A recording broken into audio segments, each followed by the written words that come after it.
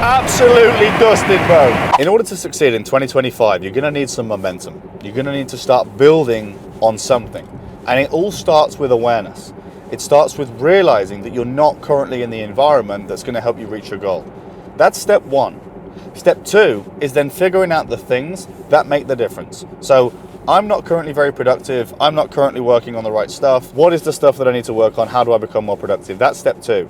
Step three is stacking that together to build momentum, and I'm going to teach you how. Look at this guy in his little i20N. I'm actually going to have to ruin his life.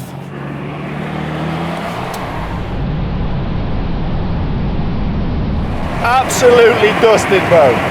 Get the fuck out of here. All right, bro, I just added that into the YouTube video. So now that we've humbled the Hyundai, we can get back to productivity and building momentum in 2025. It all starts with accumulating lots of little wins, okay? Because when you do one thing, we naturally want to habit stack, and we task stack, and we day stack, and when you do it right, you keep going. This is why I don't understand people that always start Monday and start in the new year, and new year, new me, and all this shit, because it's not about the start, it's about the accumulation of the little things. You don't need this new start, this big deal, this Monday that's approaching.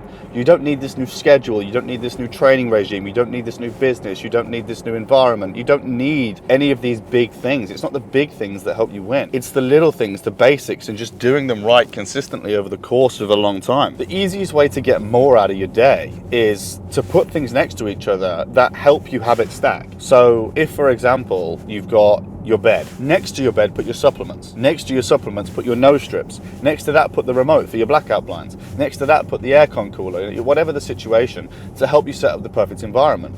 When you go to the office, have your notes there, have your thing there, have this reminder here. Put stuff next to stuff that makes it easier to remember to do more stuff. And then when you habit stack, that will compound into an environment in your mind where you then learn to task stack. So examples of task stacking would be when you're running errands, just try and run all the errands at once. Or when you're calling for administrative things or sorting admin with opening letters and paying bills and stuff like that, just try and do it all at once.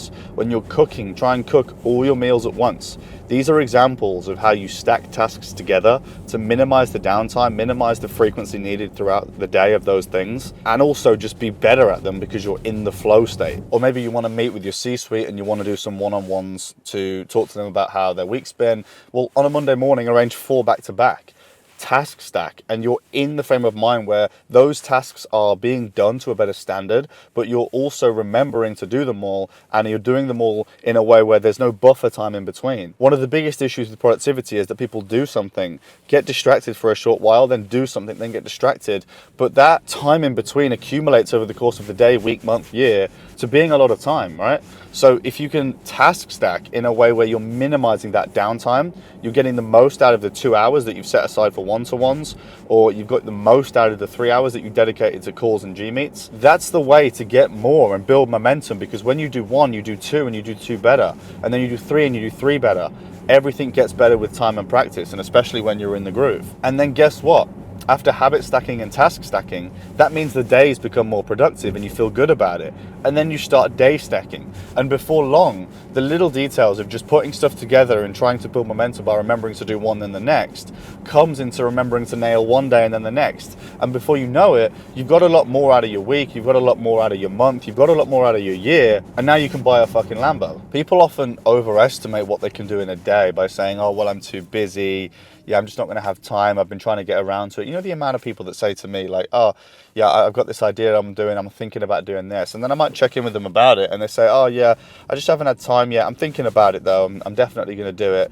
So what? Just book it in for tomorrow. Just stack it next to something similar. Just create the time in your diary. If you've got the time to think about ways that you can improve, you're not where you want to be yet. And if you're not where you want to be yet, your time probably isn't as valuable as it will be in the future. So just do it now, because now your time costs you less to do something. So just get started and do it. And whilst they overestimate what they can do in a day, they actually underestimate what they can do in a year, because the downtime between the tasks, the time that you end up wasting without realizing, like the subconscious waste of time is crazy.